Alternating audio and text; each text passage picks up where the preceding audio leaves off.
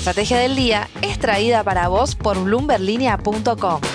Muy buenos días, estrategas. Soy Francisco Aldaya, jefe del Buró de Argentina en bloomberglinea.com y hoy les hablo desde Nueva York, donde estoy cubriendo el Argentina Week. Hoy, en el día que Milei le hablará a los inversores en la primera jornada de este gran roadshow, les traigo una entrevista exclusiva con Fernando Sedano, que es economista jefe del Morgan Stanley para América Latina, excluyendo a Brasil. Como ve uno de los principales bancos de inversión del mundo a la Argentina en este momento, el petróleo arriba de los $100, una oportunidad o un riesgo, y si ve que el Banco Central está comprando suficientes reservas. Además, ¿qué debería priorizar el gobierno en la segunda mitad del mandato de Milei y cuáles son los activos argentinos que elige hoy el Morgan Stanley? Quédate hasta el final para enterarte de todo. Como siempre, no se olviden de darle clic al botón para seguir a este podcast, de compartir este capítulo, de activar las notificaciones y si les gusta lo que hacemos acá de lunes a viernes, ¿por qué no darnos un 5 estrellas en Spotify y un pulgar arriba en YouTube?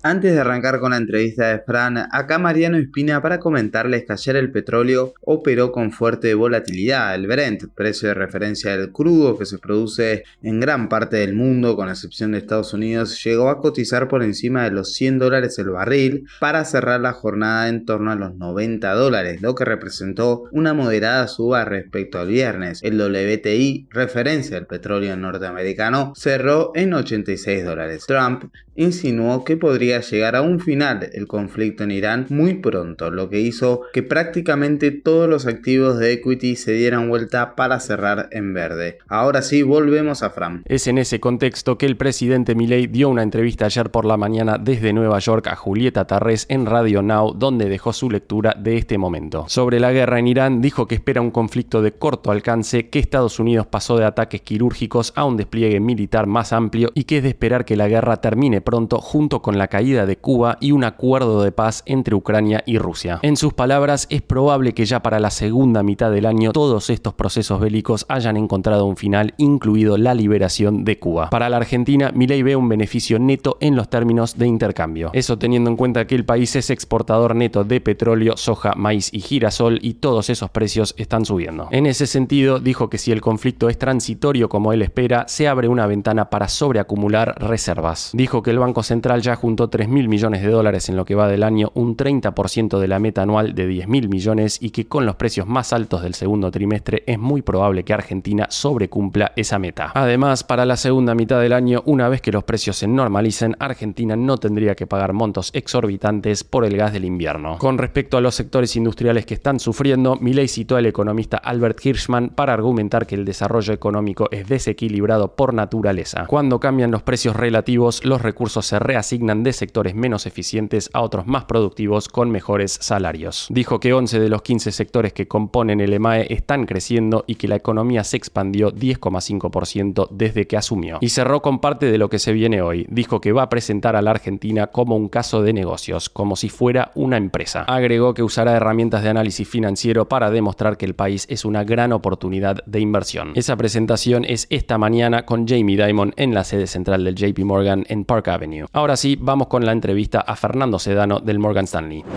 Fernando, muchísimas gracias por tu tiempo y estar acá en bloomberglinea.com y la estrategia del día Argentina. Gracias por la invitación. La primera pregunta que te quiero hacer es por el momento en el que Argentina llega a este Argentina Week en Wall Street. No parece ser el más oportuno para captar la atención de los inversores globales, ¿no? Claramente los eventos globales complican las cosas, pero también tenemos que reconocer que estas cosas a veces se agendan con anterioridad y la verdad que todos sabíamos de la semana argentina en Nueva York hace ya varias semanas atrás, ¿no? Nos enteramos, las agendas se empiezan a armar, digamos, coordinar todas estas cosas no es tan simple. Y claro, hoy por hoy la atención está más centrada en todo lo que está pasando con el conflicto en Irán, el tema de los precios del petróleo, y obviamente le saca un poco el brillo que tal vez podía haber tenido. Pero no creo que tenga un impacto, digamos, tan grande. Al final de cuentas, todo este evento global empezó hace más de una semana y bueno, ya la gente se tiene que trabajar con el supuesto de que probablemente esto no se resuelva hoy tampoco. Y la verdad que hay tanto interés por la Argentina que yo creo que es muy probable, si vas a participar de algunos de los eventos, que es muy probable que veas bastante gente, bastante inversores participando. Ahí cuando decís el gran interés que sigue habiendo, por ahí yo tenía la percepción de que algo se había apagado después de estos 2 años y la atención ya pasaba a qué va a pasar en el 2027, cuándo va a volver Argentina al mercado de deuda. Los grandes fondos todavía no entrando, no haciendo ese ingreso de capital a los activos argentinos. Por ahí la experiencia de Macri pesando todavía en el consciente colectivo, la conciencia colectiva. A ver, sí, igual en parte lo que decís es cierto, pero eso no quita que hay un enorme interés, ¿no? Me parece que hay un enorme interés, me consta, por la demanda que tengo en mis tareas diarias. Y el interés tiene que ver porque ya es no solo de los clientes nuestros que tienen bonos en dólares, digamos, el interés abarca también a gente que está por el lado de equities, ¿no? Aquellos que piensan tener participación en empresas. Hay muchas cosas pasando en Argentina, ¿no? Digamos, la desregulación llama notablemente la atención. Por supuesto que el inversor internacional entiende que estas cosas llevan tiempo. El compromiso con las cuentas fiscales equilibradas también llama la atención.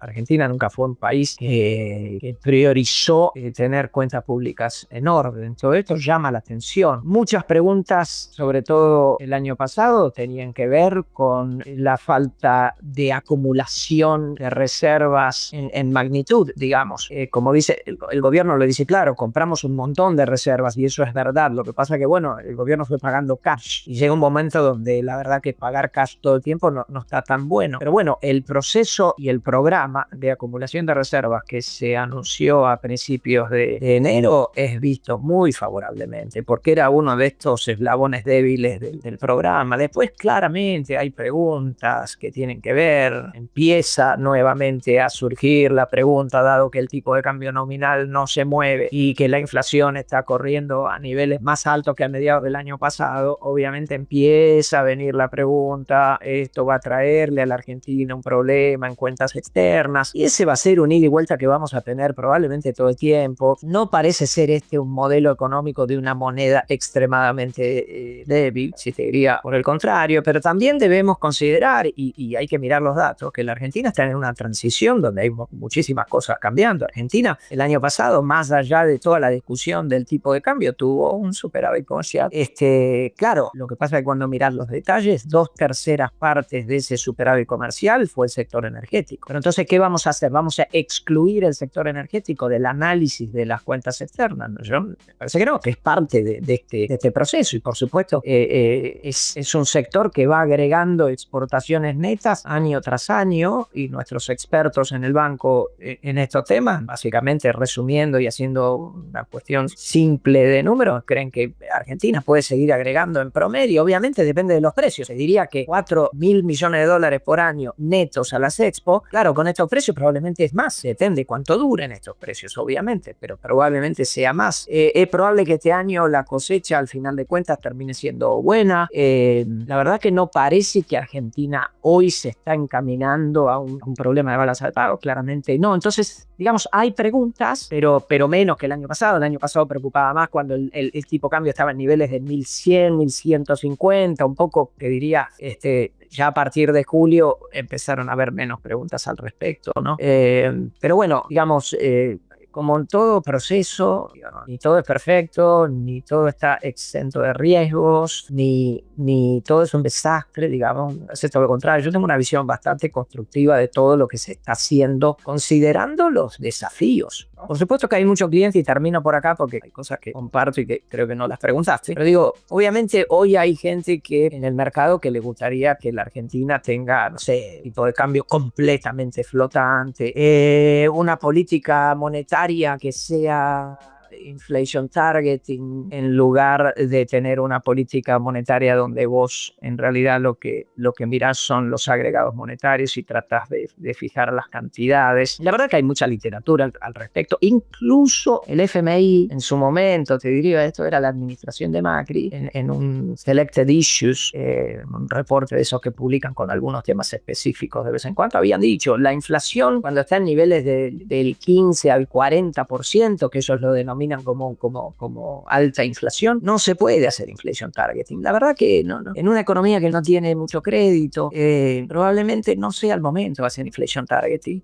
Y que lo que se está haciendo no está mal, me parece. Por supuesto que quieren mayor claridad. El inversor dice, ¿pero qué es cuál es el target? ¿Cuál es el objetivo? Bueno, si uno mira el programa, el reporte monetario trimestral que empezó a publicar el Central, lo explican. Dicen, bueno, M2 privado transaccional, un trimestre hacia adelante, eso lo vamos a ir midiendo. Después tienen también el objetivo de incrementar la base monetaria en 0,6 puntos porcentuales del producto, que está asociado con el programa de compra de reserva. Digamos, hay algo ahí, no es lo que hacen los otros países, pero me parece que Argentina todavía está en esta transición y todavía estamos un poco lejos de ser un país que tiene inflación de un dígito y que tiene años ya de una estabilidad macro, que claramente todo eso no, todavía estamos en un camino hacia eso, ¿no? Pero digo, preguntas hay, este es el punto que quiero hacer, preguntas hay y muchas, dudas hay y muchas, pero cuando una considera desde dónde se viene y dónde estamos hoy, parece que hay que en cierto lugar, si uno como analista tiene duda, hay que darle el beneficio de la duda a la autoridad, ¿no? Que me parece que vienen haciendo un trabajo bastante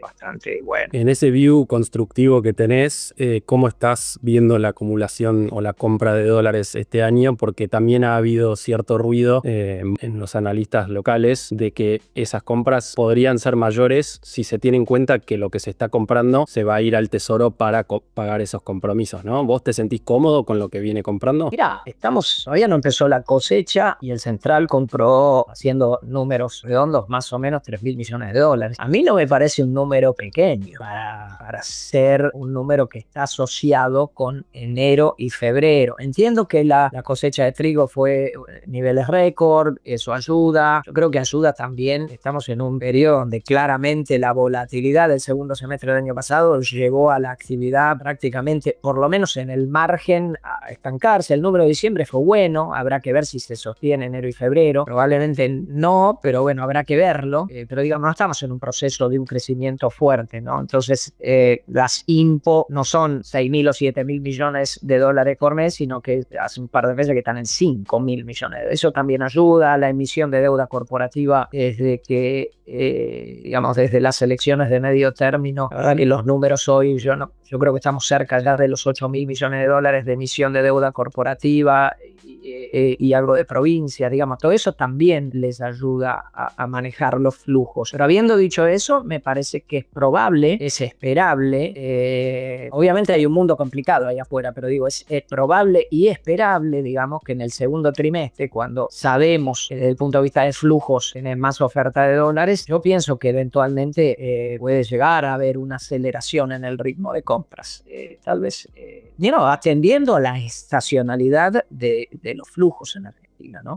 Así que yo no diría que se podría hacer mucho más. Me parece que no está mal. $3.000 millones que se hizo, yo creo que se hicieron. Yo te diría, hablando con inversores internacionales, casi te diría que más de lo que la mayoría esperaba para enero, febrero. Y siguen, fíjate que estamos en un periodo extremadamente volátil, con monedas en América Latina, algo así, porque estoy mirando el data de Bloomberg, con monedas en América Latina que digamos, hubo días de la semana pasada donde en un momento el real brasileño o el peso mexicano, por decir dos monedas emergentes en América Latina, estaban cayendo un 3% en un día, digamos. Entonces, digamos, no es un escenario del mejor, y me parece que considerando esto lo están haciendo bien. Ahora, también el hecho, y termino esta pregunta, a veces dicen, bueno, pero no acumulan.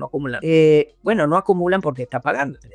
Digo, el Central tuvo que pagar los BOPREALES. Entonces eso también nos tiene que recordar de dónde se viene. Recordemos la deuda con los importadores hace 2 años, y bueno, y se emitieron BOPREALES. Bueno, los BOPREALES empiezan a vencer, hay que pagarlos, y lo están pagando. Y bueno, y sí, si se compraron 3.000 y tuvo que usar 1.000 para pagar un BOPREAL, digamos, es parte del proceso y eso es algo que sabemos, sí. Yo creo que en el segundo trimestre puede llegar a haber una aceleración en la compra de reservas siempre y cuando el mundo, digamos, la volatilidad no esté en extremos, ¿no? Bueno, y hablando del mundo, el petróleo en torno a los $100, ¿ves más oportunidades o desafíos? Milei dio una entrevista esta mañana, estamos grabando este lunes 9 de marzo, dijo que espera un beneficio neto en los términos de intercambio, que hay que aprovechar esa ventana desde el lado exportador y que él estima que va a ser un conflicto de corta duración y que para la segunda mitad del año los mercados de commodities se normalizarían. ¿Ustedes manejan ese mismo escenario base? Mira, el futuro, hoy justo, digamos, hubo una publicación, están casi publicando a diario, ¿no? Estos expertos en petróleo, digamos, ¿cuánto va a durar esto? Es imposible saberlo, ¿no? Entonces, la verdad que suponer cosas al respecto de la duración en el tiempo de esta cuestión es muy difícil saberlo. Sí coincido que esto es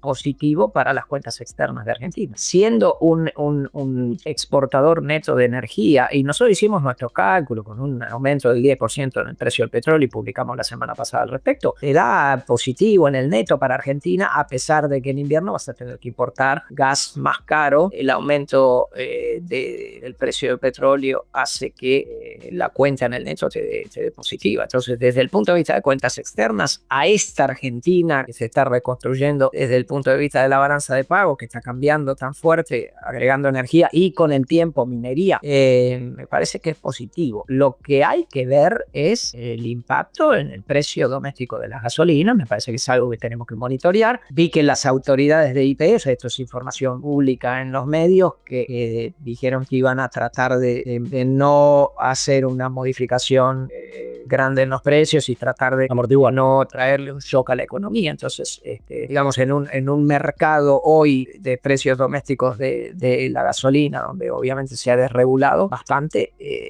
si hay algo negativo de todo esto es efectivamente el impacto negativo que puede tener en la dinámica inflacionaria, en un momento donde ya de por sí la dinámica inflacionaria, después podemos entrar en los detalles, carne, regulados, etcétera, pero digamos, no ayuda. Entonces le agregás otro componente que le puede inyectar aún más presión al tema de los precios en general en la economía. Esa sería la parte negativa, pero desde el punto de vista de cuentas externas, claramente lo vemos positivo. Después hay otro tema que está haciendo ruido por los últimos días que tiene que ver con justamente algo que mencionabas antes, la volatilidad de las tasas en este esquema de política monetaria que ha enfriado la economía desde las elecciones hasta acá, el consumo, el crédito, la micro, bastante frenados. ¿Se puede pensar en una reactivación de la micro este año? ¿Qué es lo que va a generar que eso se empiece a reactivar? A ver, me parece que hay dos cosas, ¿no? Una cosa fue la enorme volatilidad en la tasa de interés el año pasado. Y hay probablemente una combinación de factores, el desarme de las LEFIs, en mi opinión, el timing probablemente, por lo menos desde el punto de vista de la volatilidad de tasa de interés, no ayudó, pero digamos, hoy la volatilidad en la tasa de interés es mucho menor a lo que era, digamos, no te digo que no hay volatilidad, cuando vos decidís que vas a hacer el targeting de las cantidades de dinero, por definición la tasa de interés se mueve, entonces eliminar completa la volatilidad probablemente eso no suceda, pero entiendo que ahora tenemos no solo tasas más bajas, más a niveles de lo que teníamos antes de toda la volatilidad que empezó más a poquito más tarde del mediado del año pasado y que duró hasta las elecciones, y que hay algunos elementos ahí que permiten reducir esa volatilidad. Digo, tenés las simultáneas, tenés alguna ventanilla del Banco Central, digamos, hay mis sensaciones que hay intentos de que esto no vuelva a pasar, digamos, ¿no? De que la volatilidad que vimos el año pasado no vuelva a pasar. Entonces, me parece que eventualmente ahí, en un entorno más estable y de tasas un poquito más razonables, me parece que ahí la clave es ver cómo evoluciona el crédito. Y el crédito ahora está también siendo impactado por la cartera impaga, digamos, NPLs en inglés, los non-performing loans, que está llegando a niveles un poco altos. Soy un experto en temas bancarios, pero bueno, lo que escucho, lo que entendemos es que se está empezando a estabilizar el tema, y una vez estabilizado y que probablemente los bancos vuelvan a tener de nuevo el ejercicio de prestar, los bancos y los que piden crédito, ¿no? En este nuevo ejercicio de pedir crédito o para los bancos de prestar, digamos, todo esto eventualmente debería dar como resultado un aumento en el crédito, que es clave no solo para el crecimiento, sino para toda esta ecuación macro en donde se compran reservas diariamente, y es todo lo que el inversor internacional quiere ver, pero bueno, hay una emisión de pesos asociada con esta compra de reservas que eventualmente tiene que tener una contrapartida de una mayor demanda de pesos, ¿no? Entonces, me parece que esas son las cosas que vamos a tener que mirar, ¿no? Cómo evoluciona el crecimiento de la economía, dado la volatilidad de tasa de interés. Hay una incipiente apertura de la economía que obviamente también impacta la actividad en el corto plazo, claramente, negativamente, ¿no? Y bueno, todo eso va a haber, es lo que en mi opinión hay que mirar. Yo a este año le llamo el año de las reformas, acumulación de reservas y crecimiento. Es importante que la economía crezca este año, que la economía crezca por 2 años consecutivos, y que se remonetice la economía como quiere el Banco Central. De esta manera el programa es consistente y funciona y es más sostenible. Hablábamos antes de la inflación. Entró al equipo económico el uruguayo Ernesto Talvi, que había dado una entrevista en noviembre donde hablaba de posiblemente una necesidad de sacrificar un poco esa ambición que tiene el gobierno de desinflar tan rápido para poder permitir un poco más de actividad y que el programa sea más sostenible en el tiempo, ¿no? Porque una economía fría posiblemente tenga un correlato negativo electoral eventualmente. No sé qué pensás al respecto. Siempre hay, obviamente, un trade-off entre crecimiento e inflación, por definición. Eso está claro. Ahora, la política fiscal y la monetaria, la fiscal sin duda, y la monetaria te diría que sí, con tasas reales positivas, ambas son contractivas, ¿no? Entonces, yo no hablaría de que hay un relajamiento de parte de las autoridades respecto de la lucha contra la inflación. Yo no creo que haya un relajamiento. Ahora, me parece que es un programa que está empezando a atender otras cuestiones, como la acumulación de reservas. Y si bien la acumulación de reservas tiene que tener como corolario un aumento en la demanda de pesos, bueno, hoy, por lo menos en un par de licitaciones del Tesoro de deuda local, tuvieron que hacer un rollover mayor a lo que vencía, con lo cual, digamos, parte del trabajo que técnicamente decimos los economistas de esterilización de esos pesos, hoy por hoy lo hace el Tesoro, o lo viene haciendo. Por eso creo que es importante el tema de crecimiento, ¿no? Yo no creo que haya un relajamiento, para nada, de la lucha contra la inflación. Me parece que continúa siendo una de las prioridades, pero sí, al agregarle otros componentes al modelo, es un debate que daría lugar a pensar que, bueno, sí, tal vez ahora se favorezca más el crecimiento que la inflación. No sé si se favorece más el crecimiento que la inflación, pero por lo menos hay una cierta visión de que hay que tratar de mantener las tasas lo menos volátiles posible. Me parece que hay una preocupación y una ocupación de las autoridades respecto del tema del crecimiento, pero sin descuidar lo otro que continúa siendo claramente una prioridad, ¿no? ¿Para vos es importante que Argentina vuelva pronto a los mercados internacionales de deuda? Porque el gobierno parece no tener apuro por el momento. Mira, mi opinión como economista en general es que cuantas más fuentes de financiamiento tengas, mejor. Y de última, yo lo que creo es que eventualmente un acceso a los mercados también podría ayudar a generar una suerte de círculo virtuoso a la hora de acumular reservas.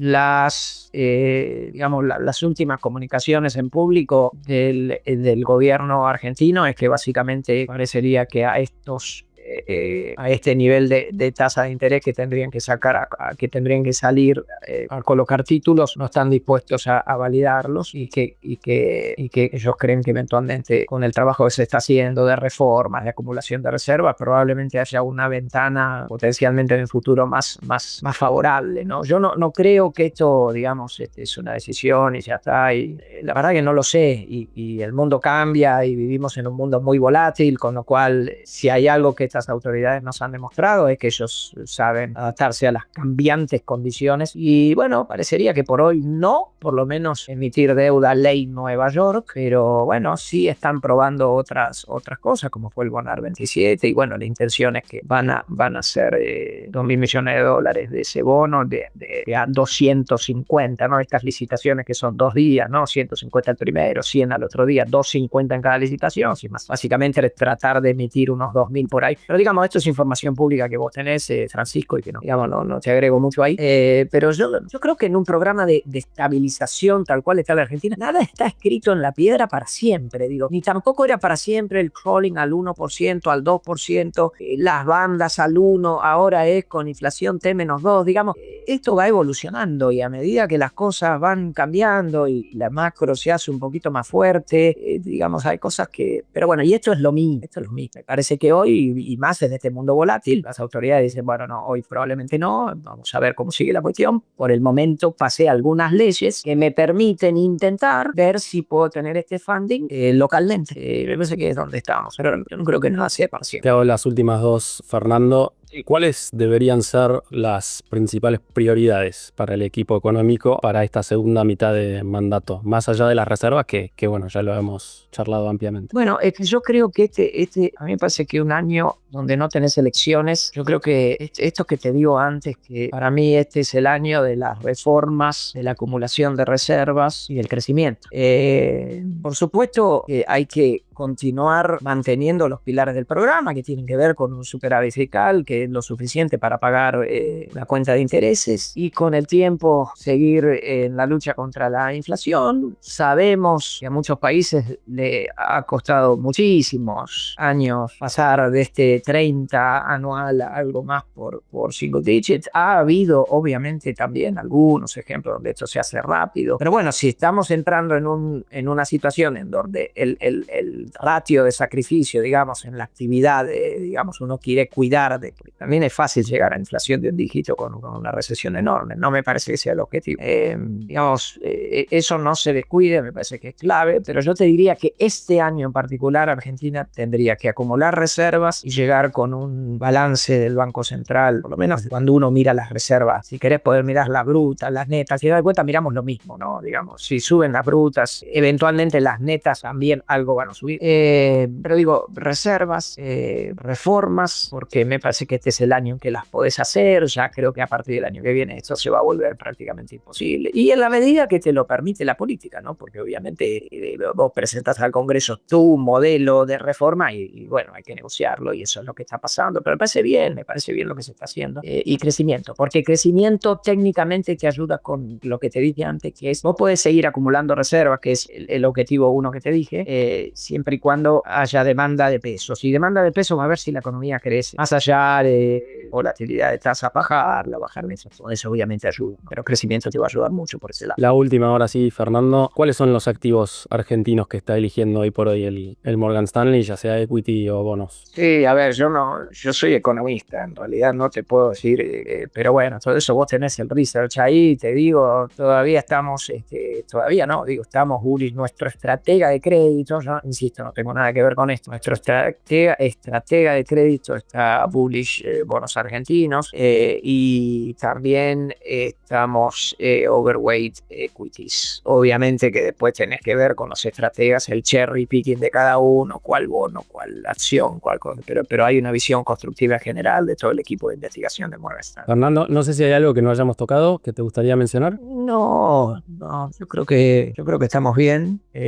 No agregaría mucho más. Me parece que discutimos un poco todos los temas que hoy son relevantes en el ida y vuelta con los inversores internacionales. Bueno, Fernando, muchísimas gracias por tu tiempo y estamos en contacto. Gracias por estar acá con la audiencia de la Estrategia del Día. Gracias, Francisco, por la invitación y un abrazo a todos. Gracias. Esto fue un nuevo capítulo de la Estrategia del Día Argentina. Yo soy Francisco Aldaya, jefe del Buró de Argentina de Bloomberg Línea y me podés seguir en X en @franaldaya. No se olviden de darle clic al botón para seguir a este podcast y a la campanita para que se enteren al instante cada vez que sale un capítulo de lunes a viernes. Espero que tengas una gran jornada productiva. Esto fue La Estrategia del Día Argentina, escrito y narrado por Francisco Aldaya.